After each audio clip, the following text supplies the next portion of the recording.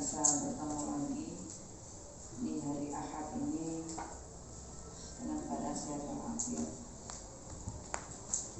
Kemarin Ibu launching Sodako Jelantah yang mana diikuti oleh, bahkan bukan hanya diikuti tapi juga didukung oleh Kabid Penma,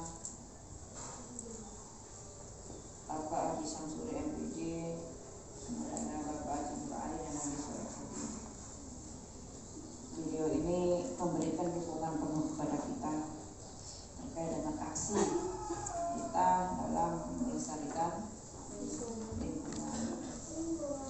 Yang sering Ibu sampaikan ke kalian, cintai bumi maka bumi akan mencintaimu.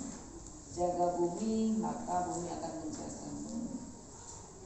Yang sekarang fenomena terjadi ini adalah banyaknya banjir bandang lah ya, di beberapa wilayah di Indonesia. Bukan karena apa? Kalau di dalam Al-Quran disebutkan zaharul fasadi fil barri wal bahri bima kasabat aydin nas. Jadi rusaknya lautan, rusaknya daratan itu karena sebabnya adalah manusia. Fenomena yang terbaru kemarin di Surabaya itu banjir, sebagian wilayah ada yang banjir. Penyebabnya apa anak-anak? Ada 3 kasur yang dibuang di sungai. Jadi penyebabnya adalah kasurnya bukan kasur busa tapi kasur kapuk. Untuk kamu bisa bayangin kasur kapuk itu seapa ya beratnya. Dan itu nyumpet di jembatan, di kolong jembatan. Ada 3 kasur besar kapuk itu nyumpetin jembatan. Otomatis air tidak bisa ngalir karena tertutup oleh kasur. Kira-kira itu perbuatannya siapa? Manusia. Jadi kalau sering Ibu sampaikan juga, jangan lukai bumi dengan secuil plastik. Secuil plastik aja bumi terlukai, apalagi dengan sebesar kasur kapuk lagi. Itu akhirnya kalau sudah begitu yang terdampak sebetulnya siapa? Manusia. Yang buang sampah sembarangan itu 1, 2, 3 orang, tapi yang kena musibah itu ratusan rumah. Kalau sudah banjir, nggak bisa terselamatkan ijazah. Coba ijazah yang penting itu kena air. Kemudian belum lagi barang berharga lainnya, surat-surat berharga lainnya. Ya, hanya perbuatan segelitir orang. Karena itu kita sebagai khalifah fil ardi yang diutus oleh Allah untuk menjaga bumi ini, maka kita harus menggunakan akhlak mulia untuk menjaga sesama manusia dan menjaga alam semesta. Ya, kemarin habis bakar-bakar juga dibersihkan depannya, semuanya itu dibersihin. Jangan kalau habis pakai apa-apa nggak ada insting bersih, nggak ada. Jangan ada hal yang tidak baik dipandang itu harus dibersihkan di depan kamar. Pokoknya segala hal yang tidak enak dipandang itu ya dibersihin, siapapun itu. Gak usah nunggu nanti Allah itu. Karena apa? Gerakanmu membersihkan itu juga dicatat sebagai amal ibadah. Kalau kemarin saya ngaji Sahih Muslim Abi Jamroh itu ya, itu kan sudah ada sodakoh. Kalau sodakoh ada juga ya termasuk sodakoh jelantah itu. Karena apa? Bisa melukai bumi. Sodakoh karena anak-anak yang rumahnya dekat, ketika kalian disambang, orang tuanya bawa jelantah itu difoto. Kamu sama ibumu difoto dengan bawa jelantahnya. Bahkan inanya ini yang ibunya jauh, ini juga bawa jelantah. Iya, Nak ya? Seapa? Nggak tahu. Udah dikasihin ke mamanya? Udah. Nah itu, karena saya yakin di rumahnya dibuang. Buat apa ya? Dibilangnya nggak penting lah ya, emang nggak penting bagi kita. Tapi bagi lingkungan itu sangat melukai. Itu sekilas tentang lingkungan. Bersih lingkunganmu maka sehat badanmu. Bersih lingkunganmu sehat badanmu. Bersih ragamu, bersih jiwamu. Otomatis.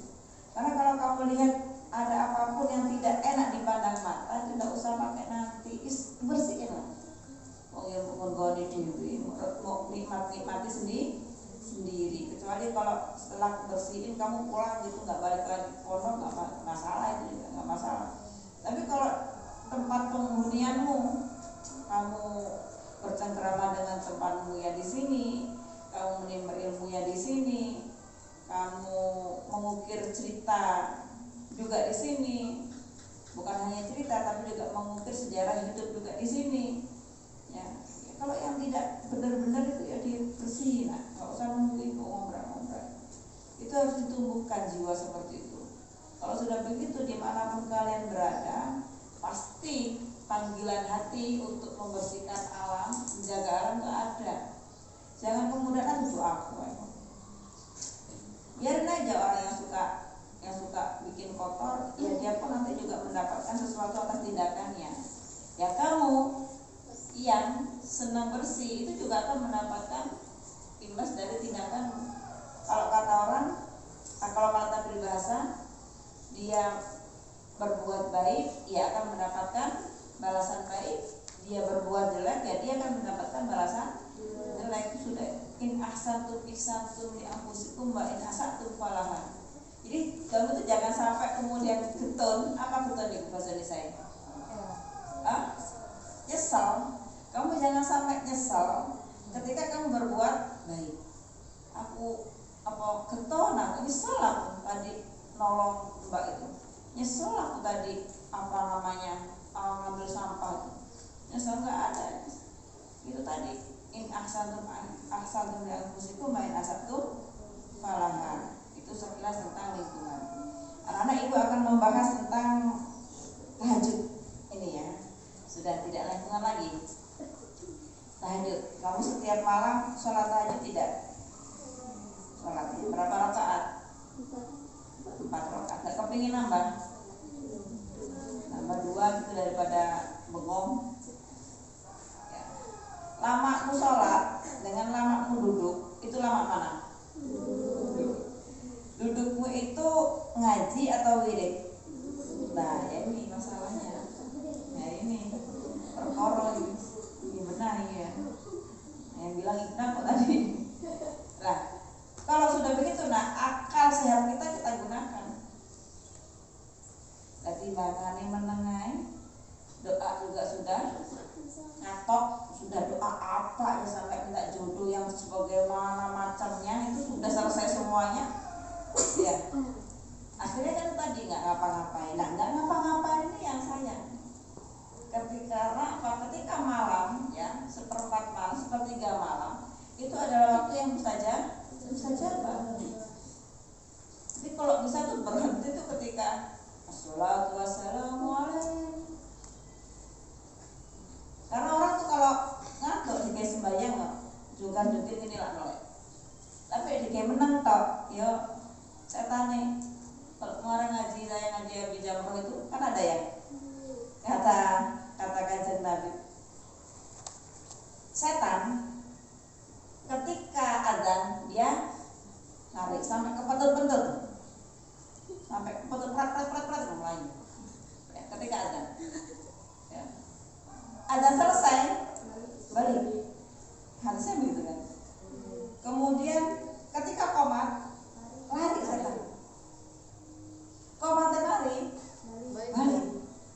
Gimana sih maksudnya Bu? Balik. Goda manusia. Lanjutannya hadis. Itu nanti kamu kalau sudah begitu kadang lupa 4 rakaat atau 3 rakaat. Ya, itu juga salah satu godaan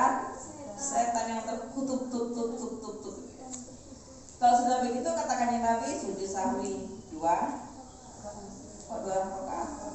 2 sujud.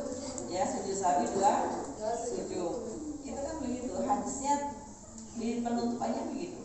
Artinya apa? Setan itu ketika kita sholat pun juga tetap menggoda. Lah ketika kalian sudah sholat kemudian sudah bertengah, itu ya godaan setan termasuk turwo terus beribad setan rasa sampean. Coba kalau kamu bisa ngeliat setan ya wedi ya kalau orang ngelek api kafe malah kamu tuh diururu sama setan akhirnya. Makanya kalau bangun jangan malam-malam. Kamu nggak malam, kalau kamu nggak ada yang jam 3 paling lebih dikit lah, itu pun orang itu 2, 3, 4 ya. Nah, seperti itu harus kita berpikir yang agak cerdas. Dimana aku menengahi bisa sembahyang. Nah, di sini di hadis ini yang akan dibacakan ya, itu Siti Aisyah meriwayatkan bahwasanya kata Nabi itu ada 3 perkara yang wajib bagiku dan sunnah bagi kalian semuanya.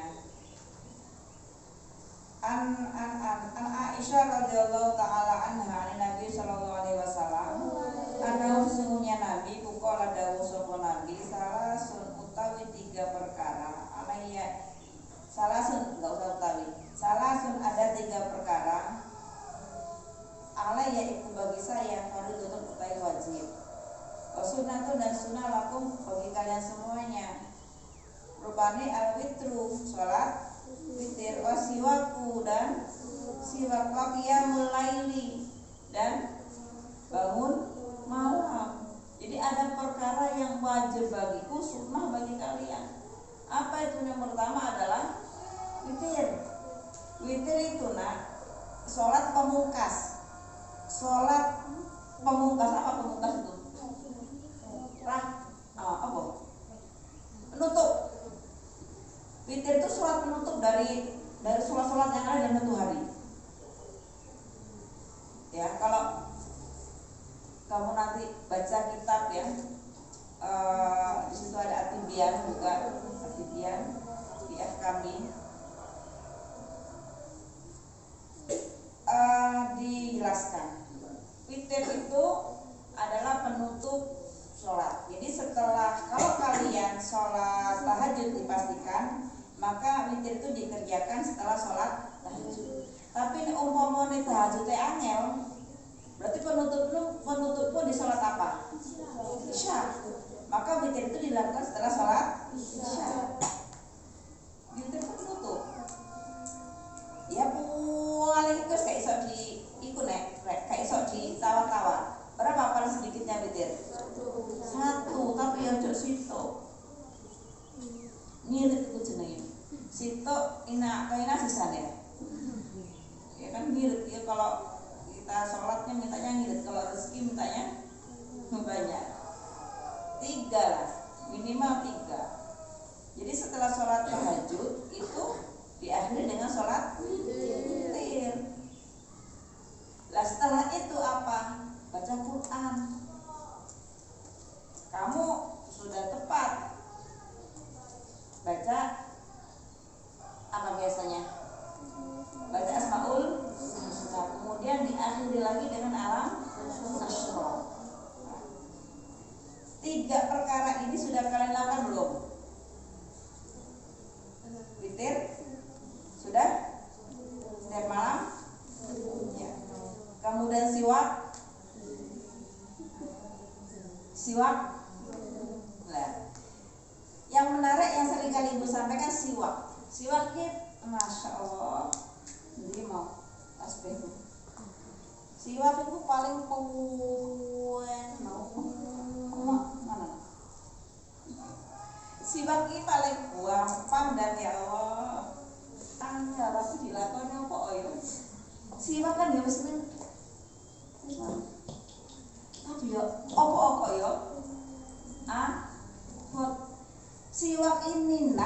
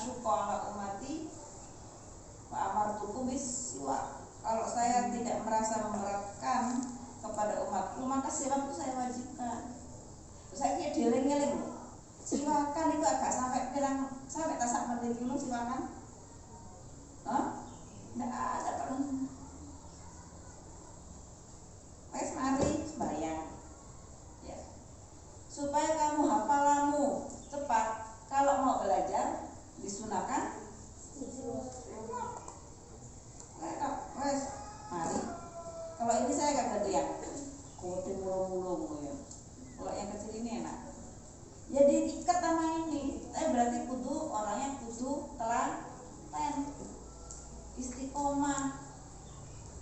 Loh, Kanjeng Nabi udah di dalam hadisnya itu ya, witir, siwak dengan sholat tahajud yang mulai. Berarti siwak itu kan disetarakan dengan yang mulai. Ya apa teh banyak siwak apa? Walaupun kalau kita pikir-pikir ya paling enak lah ini tak mari. Coba lah hal yang kecil yang mudah ini kamu jadikan ritual atau ibadah yang istiqomah. Ya itu tadi. Ada berapa perkara? 3 perkara wajib bagi Nabi. Kemudian sunnah bagi umatnya. Apa saja? Salat witir, siwak, kemudian qiyamul lail. Jadi, ketika kalian dapat ilmu, ya, ini kan ilmu nih ya, karena sumbernya dari hadis itu dilakukan atau diamalkan. Jadi supaya keistiqomahan itu ada sampai kamu nanti, dan siwak itu yang enak, gak duwe tapi ya cocok gawe kurang. Cocok gawe liyane kayu iki yo. Kalau nggak sampai gawe gimana Bu kalau pakai kain ini? Oh, itu ya siwakan nanti. Atau pakai pulpen Bu. Pakai pulpen. Sama pakai siwak hilang moai ini tak pulang dia. Ini yang hadis yang pertama. Yang kedua, ketika orang sholat tahajud, ya ini babnya kan tahajud, maka Allah akan memuliakan dia dengan 9 macam. Orang yang istiqomah sholat tahajud, Allah akan memuliakan dia dengan 9 macam. 5 di dunia, 4 di akhirat. 5 di dunia dan 4 di akhirat. Yang pertama yang di dunia ya, Allah akan menjaganya dari penyakit. Allah menjaganya dari penyakit atau juga menjauhkannya dari penyakit, dan di wajahnya akan bersinar. Wajahnya akan bersinar.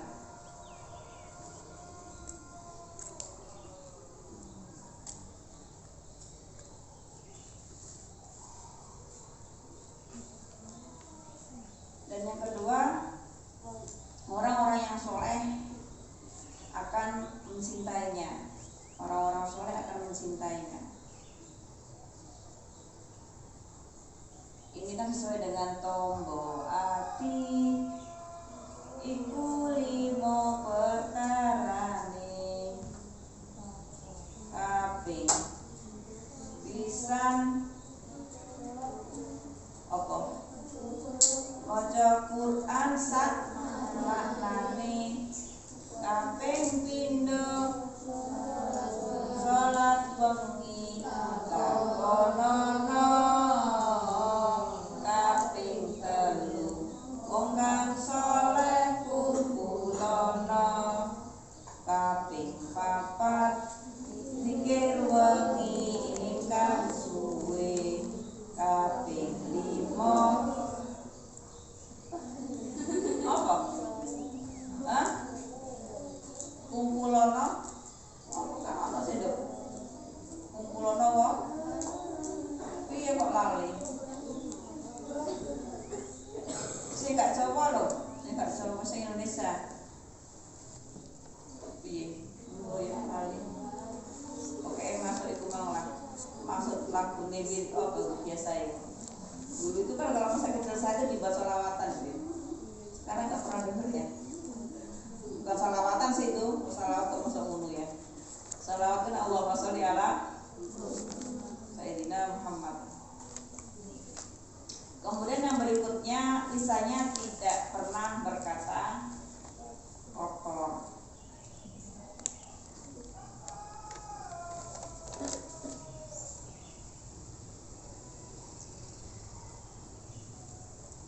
lisannya itu penuh dengan hikmah ketika berucap. Kemudian yang berikutnya, yang keempat, Allah menjadikan dia orang yang bijaksana. Bukan bijaksini. Kamu tahu bijaksini? Bedanya bijaksana sama bijaksini apa? Hah? Kalau bijaksini itu dia hanya untuk dirinya sendiri. Kalau bijaksana pada semua orang. Kemudian yang berikutnya, Allah memberi rezeki kepadanya. Allah memberikan rezeki. Allah memberikan rezeki. Rezeki ini macam-macam, ya. Kalau kalian ketika mondok seperti ini, rezeki apa? Rezeki apa? Rezeki ngerti, rezeki paham, ya. Jadi rezeki ini macam-macam. Kalau kayak kalian ini ya rezeki ketika mondok ya kok ngerti, belajar itu terus pelang, nek ngapal Quran terus pelang, nek ngapal hadis itu jeneng rezeki. Kalau yang hubungannya dengan harta benda itu untuk siapa? Orang tua. Kemudian 4 yang di akhirat. Tadi 5 ya. Yang pertama, dibangunkan dari kubur dengan wajah yang putih, dengan wajah yang glowing, dengan wajah yang bersinar. Bersinar itu kan mesti ya identik dengan putih kan ya. Jangan, jadi kamu yang tidak perawatan di sini jangan khawatir. Nanti ketika dibangkitkan dari kubur, ya langsung glowing kata Ibnu. Yang glowing ini siapa? Malaikat ya saya. Di kuburan diosok-osok aja ya. Kemudian yang berikutnya, dimudahkan baginya hisab, digampangkan baginya hisab. Yang nomor 3,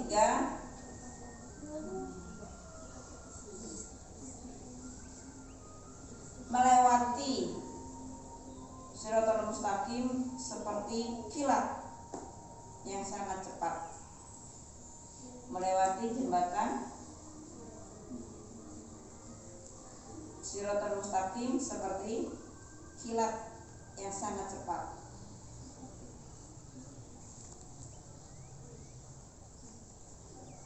Kemudian yang berikutnya, boyotong kita buhu biyaminihi yaumil qiyamah, akan diberikan catatan amal ibadahnya dengan tangan kanan.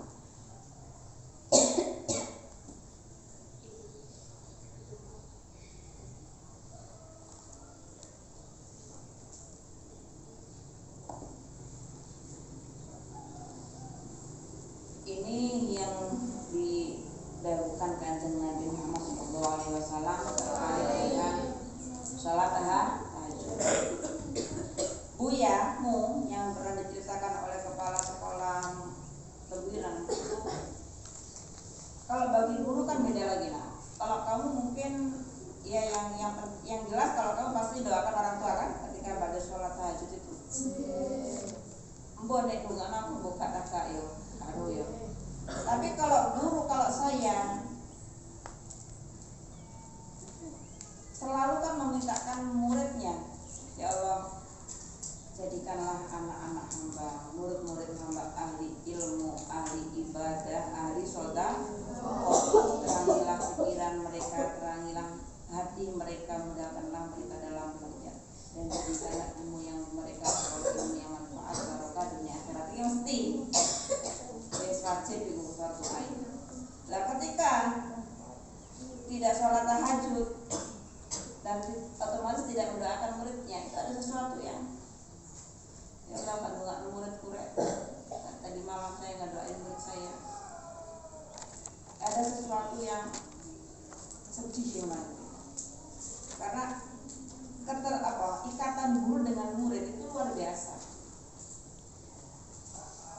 Nah, kalau kata Gus Dur, santri itu dilihat ketika dia jadi alumni. Ya, santri itu dilihat ketika dia jadi alumni. Kalau di sini kamu sama saya mesti eling ngomong ketemu ya. Di sekolah ketemu, bosan ya kalian lihatnya. Di rumah sini ketemu. Tapi kalau sudah jadi alumni, ingat tidak sama gurunya. Jadi santri itu dilihatnya ketika dia jadi alumni itu bagaimana? Dengan alma maternya, dengan pengasuhnya. Ingat enggak? Kalau nggak ingat ya bukan santri, jangan yang mengalir guru. Itu yang apa namanya? Tidak semua ketika santri mondoyan dia sudah keluar dari santri dia ingat sama gurunya. Kalau ingat mukanya iya, tapi ingat secara hubungan batin itu tidak semuanya. Artinya kalau hubungan batin kan walaupun tidak menjadi santri, bukan menjadi santri yang kalau di luar pun kamu santri. Ketika tidak mungkin sudah di pesantren lupa, tidak mendoakan gurunya, tidak. Padahal sedikit banyak kamu mengerti itu kan dari siapa? Dari guru. Kalau guru nggak bisa lupa sama muridnya. Kalau murid lupa sama gurunya ya kebangetan.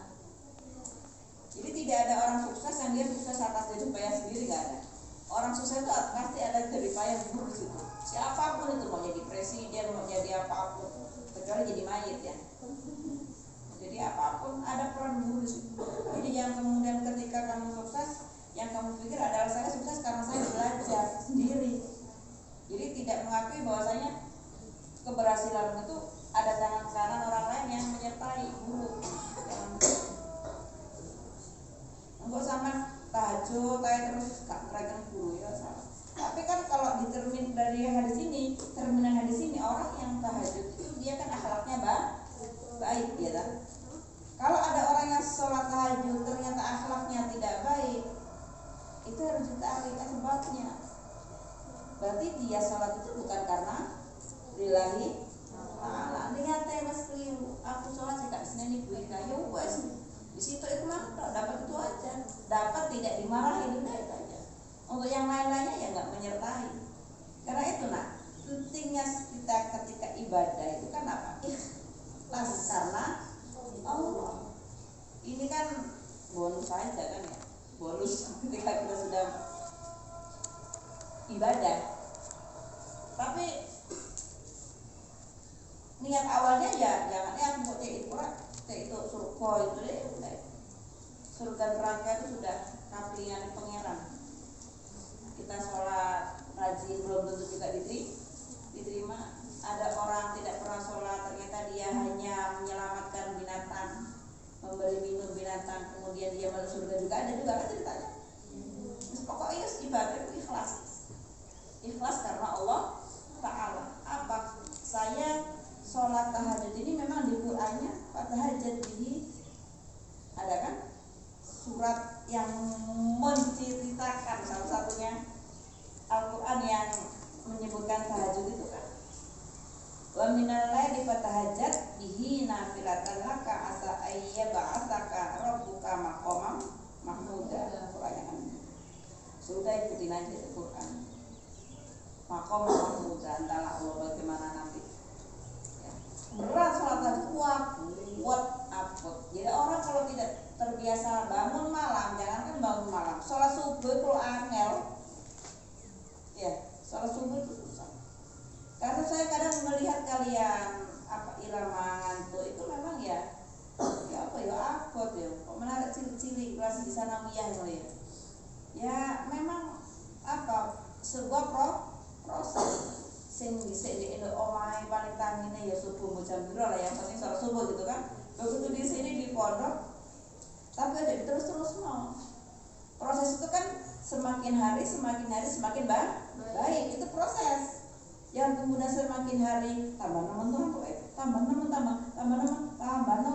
sembahyang yang ngantuk ya itu kan dia salah.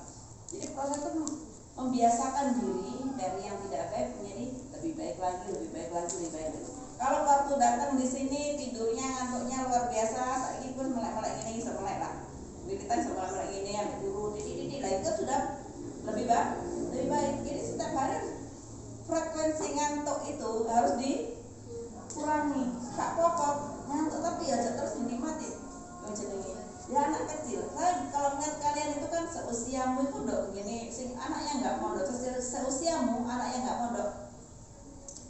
nyanyi kemudian tahajud sembahyang subuh ae mae leren ngobrai kan subuh jam 5 ditinggal nang pawon, ditinggal ke dapur masak, dilihat lagi anaknya belum bangun lagi subuh sampai jam 5:30 buyang banyu baru mulai.